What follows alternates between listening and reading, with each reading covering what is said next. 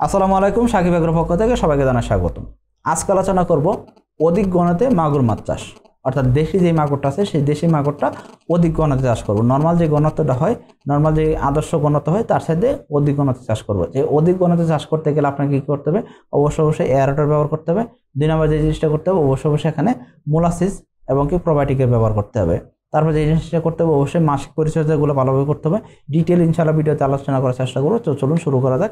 এখনও যারা চ্যানেলটিকে সাবস্ক্রাইব করেনি, সাবস্ক্রাইব করে দেবেন এবং বেল বাটনটি প্রেস করে দেবেন, যাতে নতুন নতুন যত ভিডিও আসে সবগুলো দেখতে পারেন। তো মাগুর মাছটা, দেশি যে মাগুরটা আছে সেই মাগুরটা অধিক গণতে যে চাষ করা যায় সেটা আমরা বুঝবো কীভাবে? অধিক গণতে মাছ চাষ করার প্রথম যে বিষয়টা থাকে যে এই মাছগুলো কী করবে, নিজের মলমূত্রগুলো নিজে খাবে এরকম টাইপের, অথবা কী হবে এই মাছগুলা পুকুরের পরিবেশ সুন্দর রাখবে, অথবা কি হচ্ছে এই মাছগুলো রোগ ব্যাধি কম হবে। নর্মালি দেখা যাচ্ছে কি আমাদের যে দেশে যে তেলাপিয়াটা পাওয়া যাচ্ছে, হাইব্রিড তেলাপিয়াগুলো পাওয়া যাচ্ছে, সেই তেলাপিয়া এবং কি মাগুর, দেশি মাগুর, এই দুইটা জিনিসই কি করতেছে, তাদের একটা ভালো একটা বৈশিষ্ট্য কি, তারা নিজের পায়খানা নিজে খাইতে চেষ্টা করে বা নিজে খায়। তো এতে করে দেখা যায় কি পুকুরে কিন্তু অ্যামোনিয়া গ্যাস হওয়ার সম্ভাবনা কমে যায়। অন্যদিকে দেখা যাচ্ছে যে এরা কিন্তু দ্রুত বর্ধনশীল। তো দেখা যাচ্ছে যে আমরা এই তেলাপে কিন্তু অধিক গণতে চাষ করতে পারতো। অলরেডি 60 থেকে 70 কেজি বা 80 কেজি পর্যন্ত কিন্তু আমরা কিন্তু এয়ারোটর ছাড়াই কিন্তু তেলাপি উৎপাদন করতে পারি। অন্যদিকে দেখা যাচ্ছে কি মাগুর মাছ কিন্তু আমরা 300 থেকে 400 পিস নর্মাল চাষ করতে পারতেছি। এই জায়গায় যদি এয়ারোটর ব্যবহার করা হয় তাহলে কি করে, তার দ্বিগুণ ঘনত্ব দিয়েও কিন্তু মাছ চাষ কিন্তু ইজিলি করা যাবে। তো আজকে ইনশাআল্লাহ আলোচনা করবো যে অধিক গণতে কিভাবে মাগুর মাছ চাষ করা যায়, অর্থাৎ এই মাগুর মাছ চাষ করতে গেলে কি কি জিনিস খেয়াল করে আপনার মাগুর মাছ চাষ করলে অধিক গণতে চাষ করতে পারবেন। জানেন যে আপনারা যে এই মাগুর মাছ অত্যধিক দামি একটা মাছ, রোগীর পথ্য হিসেবে ব্যবহার করা হচ্ছে। এই মাগুর মাছ দেখা যাচ্ছে কি কালা সুন্দর হওয়ার কারণে বাংলাদেশে একটা সময় মানে খুব বেশি পাওয়া যেত। এখন কালা সুন্দর হওয়ার কারণে যদি কালার যদি সঠিক পাওয়া যায়, দেখা যায় কি 600 টাকা, 500 টাকা, 800 টাকা কেজি কিন্তু ইজিলি বিক্রি হচ্ছে, মানে উচ্চ দামের একটা মাছ। যার কারণে এটা এখন আর খাল বিলে ওই রকম পাওয়া যাচ্ছে না, দেখে কি করা হচ্ছে এখন এটাকে কিন্তু চাষের মাধ্যমে নিয়ে আসা হয়েছে এবং চাষ করে কিন্তু অনেক খামারি ভাইয়েরা কিন্তু ভালো করতে পারতেছেন। তো এই দেশি মাগুরটা আপনারা কি করবেন, একক চাষে অধিক গণতে চাষ করব। তো অধিক গণতে চাষ করতে গেলে তাহলে এয়ারোটর লাগবে। এয়ারোটর ব্যবহার করার সুবিধাগুলো কি? 1 নম্বর জিনিস হলো অধিক গণতে চাষ করা যায়।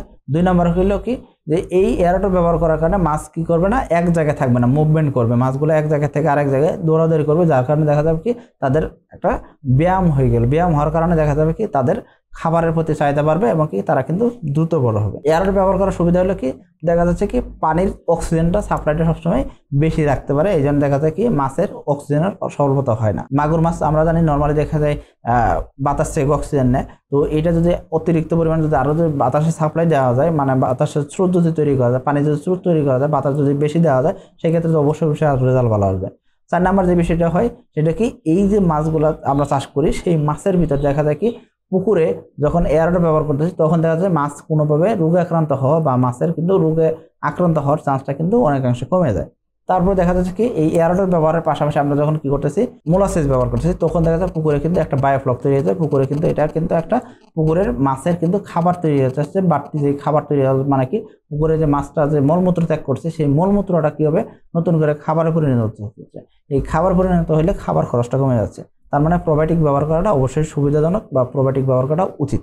তো এখন আসে যে এই এয়ারোটর ব্যবহার করতে গেলে 2টা জিনিস অবশ্যই খেয়াল করতে হবে। 1 নম্বর এয়ারোটর দাম, 2 নম্বর যে জিনিসটা খেয়াল করতে হবে যে খামারে বৈদ্যুতিক লাইনের ব্যবস্থাপনা আছে কিনা।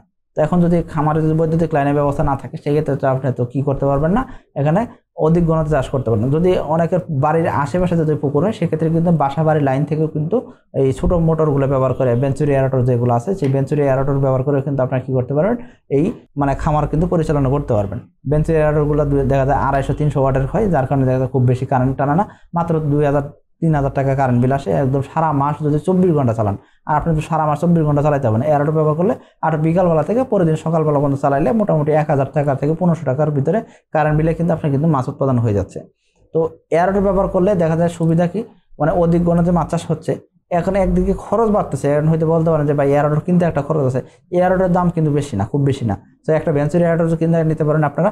তারপর দেখা যাচ্ছে কি এয়ারোটর ব্যবহার করলে দেখা যাচ্ছে এককালীন একটা খরচ হলো ঠিক আছে, কিন্তু আপনি কিন্তু উৎপাদন করতে পারতেছেন কিন্তু 2 থেকে 3 গুণ, মানে উৎপাদনের দিকে কিন্তু উৎপাদন বাড়তেছে। তার মানে কি খরচ খুব কম হচ্ছে, মানে খরচের দিকে কিন্তু খুব বেশি বাড়তেছে না, কিন্তু উৎপাদনের দিকে কিন্তু একই জায়গা থেকে উৎপাদন কিন্তু বাড়তি করা যাচ্ছে। তো এই জন্য এয়ারোটর ব্যবহার করাটা কিন্তু অনেক সুবিধাজনক। তো এয়ারোডর ব্যবহার করলাম, মোলাসিস, চিটাকুর এবং কি আপনার প্রোবায়োটিক দিয়ে আমরা কি করতেছি, মাছ চাষ করতেছি। আর ঘনত্বটা আমরা বাড়াই দিছি, যেহেতু মোটামুটি 700 থেকে 800 পিস আমরা ঘনত্ব রাখবো। তো মোটামুটি আমরা কি করবো, এয়ারোডর ব্যবহার করে 700 থেকে 800 পিস করে আমরা কি করব, মাছ চাষ করব। মানে মাগুর মাছ, দেশি যে অরিজিনাল যে হলুদ কালার যে মাগুরটা, সোনালি হলুদ কালার যে মাগুরটা হয়, সেই মাগুরটা চাষ করবো। অবশ্যই আফ্রিকান, হাইব্রিড, থাই এই টাইপের মাগুর চাষ করব না।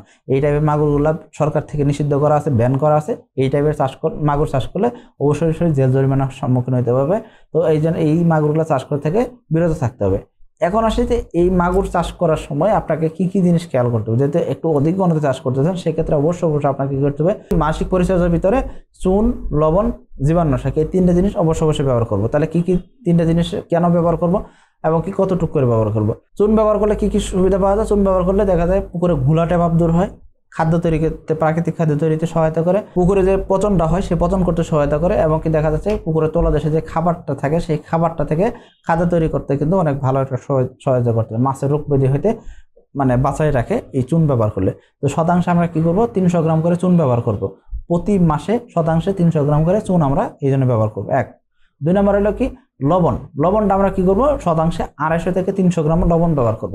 লবণ ব্যবহার করলে কি হয়, মাছের ইলেকট্রোলাইটের ব্যবস্থা হয়। অর্থাৎ মাছ যখন দুর্বল হয়ে যায়, মাছ যখন অনেক সময় একটা জায়গায় থাকতে থাকে, তখন তার ভিতরে একটা মানে স্টেমিনার অভাব পড়তে থাকে।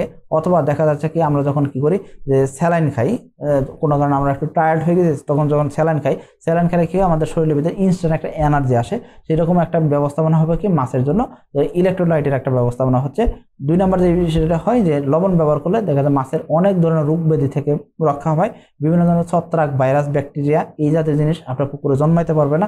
এবং কি আপনার পুকুরে অ্যামোনিয়া সংশ্লেষ, অ্যামোনিয়া ভাঙতে আপনার এই লবণটা কিন্তু খুব ভালো একটা কাজ করবে।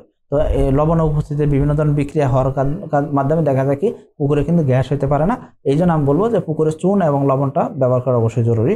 যখন মাগুর মাছ চাষ করবেন এবং অন্যান্য মাছ চাষের ক্ষেত্রে কিন্তু মাসিক পরিচর্যায় লবণ, চুনের ব্যবহারটা অবশ্যই জরুরি। 3 নম্বর যে জিনিসটা বলছি, আমরা কি জীবাণুনাশক, ভালো মানের একটা জীবাণুনাশক আমরা কিন্তু ব্যবহার করতে পারি। তো এই জীবাণুনাশক যদি ব্যবহার করা হয়, সেই ক্ষেত্রে কি হবে, মাছের রোগ ব্যাধি হওয়ার থেকে অনেকাংশে বাঁচায় রাখবে আপনাকে। আপনার পুকুরে যদি প্রতি মাসে যদি একটা করে জীবাণুনাশক ব্যবহার করেন, আপনার মাছ ইনশাল্লাহ আশা করি মাছের কালার সুন্দর হবে, মাছের দৈহিক গঠন সুন্দর হবে এবং মাছের রোগ ব্যাধি হবে না। এতে করে মাছের দ্রুত বর্ধনশীল হবে, মাছ দ্রুত বাজারজাত করতে পারবেন। তো ইনশাল্লাহ আশা করি আপনারা এই জিনিসগুলো বুঝতে পারছেন যে কীভাবে মাছ চাষ করতে হবে। মাগুর মাছ চাষ করতে গেলে অবশ্যই দেশি মাগুর ছাড়া অন্য কোনো মাগুর মাছ চাষ করবেন না, তাতে করে লোকসানের সম্মুখীন হতে হবে। তো আপনারা সঠিক পরিমাণে ঘনত্ব দিয়ে, সঠিক পরিমাণে এয়ারোডর দিয়ে এবং কি সঠিক সময়ে এয়ারোডর চালু রেখে দিয়ে এবং কি করবেন, সঠিক পরিমাণে খাবার দিয়ে, সঠিক পার্সেন্টেজের প্রোটিনের খাবার দিয়ে আপনার মাছ চাষ করবেন। তো এয়ারোডের পাশাপাশি আপনাকে কী করতে হবে, প্রোবায়োটিক ব্যবহার করতে হবে। এই আমাদের যে প্রোবায়োটিকটা আছে, সেই 1 কেজি একটা প্রোবায়োটিক আপনার 100% জায়গার জন্য কিন্তু ইজিলি ব্যবহার করতে পারবেন। এটা মোটামুটি যদি আপনার ছোটো পুকুর হয়, সেক্ষেত্রে আপনি কিন্তু রেখে দিয়েও কিন্তু ব্যবহার করতে পারবেন। 1 মাস ব্যবহার করলেই কিন্তু এটা শেষ হবে না, এমন না। এটা ব্যবহার করে আবার রেখে দিলে কিন্তু পরবর্তী মাসেও কিন্তু আপনি ব্যবহার করতে পারবেন। প্রতি শতাংশের জন্য 10 গ্রাম প্রোবায়োটিক, 20 গ্রাম চিটাগুড়। যদি আমাদের প্রোবায়োটিক হয় তাহলে শতাংশে 10 গ্রাম প্রোবায়োটিক এবং কি 20 গ্রাম চিটাগুড়। যদি অন্য কোনো কোম্পানির প্রোবায়োটিক হয়, সেক্ষেত্রে 10 মানে এটা আপনার প্রোবায়োটিকের পিছনে লেখা আছে, সেই লেখা অনুযায়ী, নিয়ম অনুযায়ী ব্যবহার করবেন। পাশাপাশি কী করতে হবে, চিটাগুড়ের পরিমাণটা হয়তো 50 গ্রাম করে ব্যবহার করতে হবে।